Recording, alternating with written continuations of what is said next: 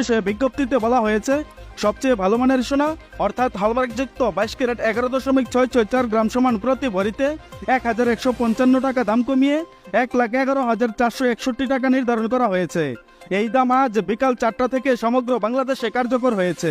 এর আগে 22 ক্যারেট স্বর্ণের দাম ভরিতে 315 টাকা কমিয়ে 1,12,616 টাকা নির্ধারণ করেছিল বাজুস।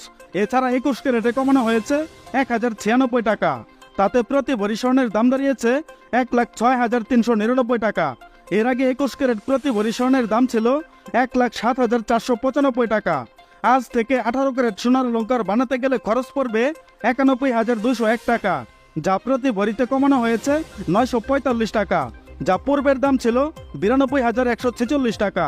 এবং ট্রেডিশনাল মেথড অর্থাৎ সনাতন পদ্ধতির স্বর্ণের দাম কমানো হয়েছে 793 টাকা।